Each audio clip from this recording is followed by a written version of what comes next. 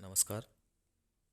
आज की इस वीडियो में हम मानव भूगोल के अंतर्गत ग्रिफिथ टिलर महोदय द्वारा जो नगर विकास की 7 अवस्थाओं के बारे में बताया गया है उसके बारे में हम इस वीडियो में विस्तार से अध्ययन करेंगे। नगरों का उद्भव तथा विकास आकस्मिक रूप में न होकर कई अवस्थाओं से गुजरने के बाद होता है। जैसे ग्रामीण क्षेत्र धीरे धीरे कई अवस्थाओं में परिवर्तित होने के बाद नगरीय विशेषताएं ग्रहण करता है। उसके पश्चात वह एक नगर का स्वरूप धारण करता है। नगरीय विकास की अवस्थाओं को अनेक भूगोलवेताओं ने अपने अनुसार विभाजित किया है। आज की इस वीडियो में हम ग्रिफिथ टिलर महोदय द्वारा नगरीय विकास की अवस्थाओं के बारे में विस्तार से अध्ययन करेंगे।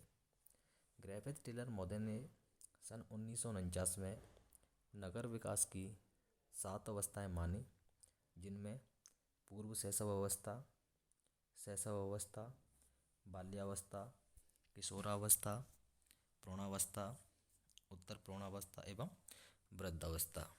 तो इस प्रकार ग्रिफिथ टिलर महोदय ने सन 1949 में नगर विकास की इन 7 अवस्थाओं को माना, जिसमें सबसे पहले पूर्व शैशव अवस्था मानवीय बस्तियों के विकास की यह प्रथम अवस्था है, जिसके अंतर्गत केवल एक सड़क मार्ग या मध्य से कोई आम रास्ता पाया जाता है तथा आवासीय वस्तुओं के मध्य उपभोक्ता वस्तुओं की दुकानें पाई जाती हैं। अर्थात जब किसी नगर का विकास होता है तो उसकी प्रारंभिक अवस्था में, जिसे ग्रिफिथ टिलर महोदय ने पूर्व शैशव अवस्था कहा है, उसमें केवल एक सड़क मार्ग होती है या मध्य में कोई एक आम रास्ता होता है तथा आवासीय बस्ती के मध्य उपभोक्ता की जो वस्तुएं मिलती हैं उसकी वहाँ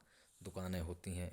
तो ऐसी विशेषता जहाँ होती है उनको पूर्व शैशव अवस्था के नगर के रूप में ग्रिफिथ टिलर महोदय ने माना है। उसके पश्चात जो दूसरी अवस्था है वो है शैशव अवस्था।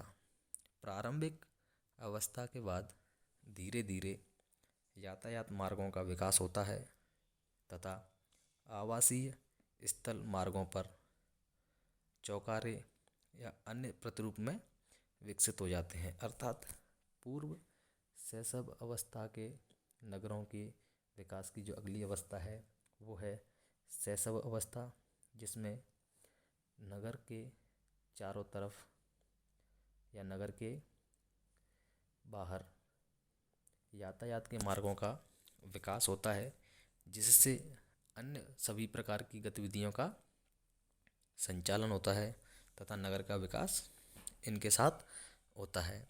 शैशव अवस्था के पश्चात जो अगली अवस्था है वो है बाल्यावस्था। बाल्यावस्था में नगर एक व्यापारिक क्रियाओं का केंद्र बन जाता है, जहाँ विभिन्न उपभोक्ता वस्तुओं के क्रय विक्रय की बड़ी बड़ी दुकानें पाई जाती हैं। आवासीय बस्तियाँ नगर के एक भाग में अवस्थित होती हैं तथा वह नियोजित रूप में पाई जाती हैं। यातायात के विभिन्न मार्गों का सघन जाल इस प्रकार के नगरों में पाया जाता है।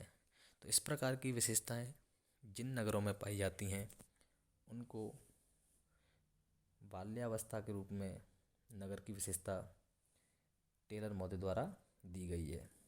बाल्यावस्था के पश्चात जो नगर के विकास की अगली अवस्था है वो है किशोरावस्था। किशोरावस्था में सभी नगरीय बस्तियाँ आधुनिक रूप में विकसित हो जाती हैं तथा नगर का बाहर की ओर तीव्र गति से विकास होने लगता है, जहाँ औद्योगिक कारखाने, व्यापारिक केंद्र नगर के चारों ओर प्रमुख रूप से विकसित होने लगते हैं। यह नगर की किशोरावस्था कहलाती है। किशोरावस्था के पश्चात नगर के विकास की जो अगली अवस्था है वो है प्रौढ़ावस्था। प्रौढ़ावस्था विभिन्न औद्योगिक तथा व्यापारिक क्षेत्रों के अलग अलग प्रदेशों में विकसित होने से आती है तथा आर्थिक स्तर के अनुसार विभिन्न मानवीय बस्तियाँ भी पाई जाती हैं। यह नगर की प्रौढ़ावस्था कहलाती है। नगर में या ये कहें कि इस प्रकार के नगर में विभिन्न भागों में सघन रूप से संपन्न लोगों, मध्यम वर्गीय लोगों तथा आर्थिक दृष्टि से कमजोर तथा मजदूर लोगों की आवासीय बस्तियाँ अलग अलग होती हैं। अर्थात प्रौढ़ावस्था के नगरों में सभी प्रकार के या सभी वर्गों के लोग होते हैं।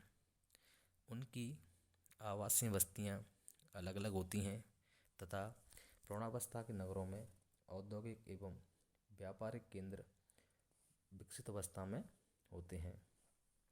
प्रौढ़ावस्था के पश्चात जो नगर विकास की अगली अवस्था है वो है उत्तर प्रौढ़ावस्था।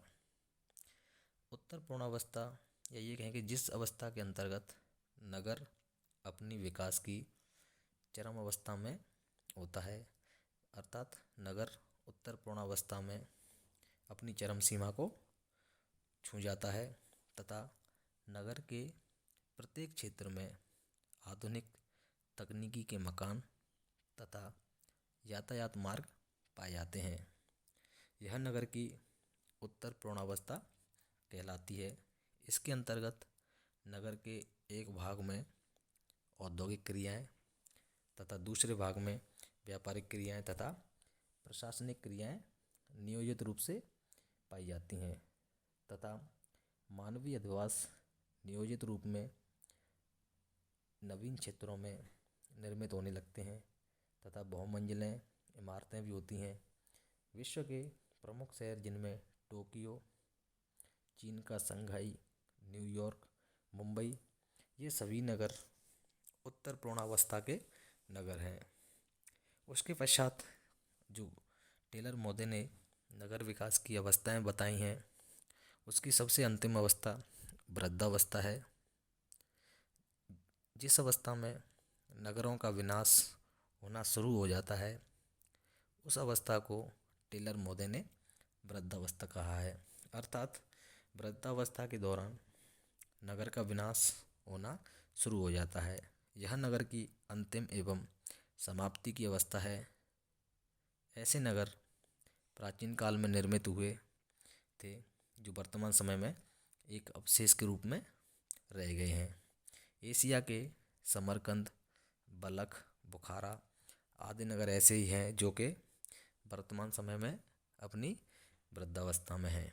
तो इस प्रकार टेलर महोदय ने सन 1949 में नगर विकास की जो 7 अवस्थाएं बताई थीं, उनमें पूर्व शैशव अवस्था, शैशव अवस्था, बाल्यावस्था, किशोरावस्था, प्रौढ़ावस्था एवं उत्तर प्रौढ़ावस्था तथा वृद्धावस्था। तो इस प्रकार टेलर महोदय ने नगर विकास की 7 अवस्थाएं बताई थीं, जिनके बारे में हमने इस वीडियो में अध्ययन किया। धन्यवाद।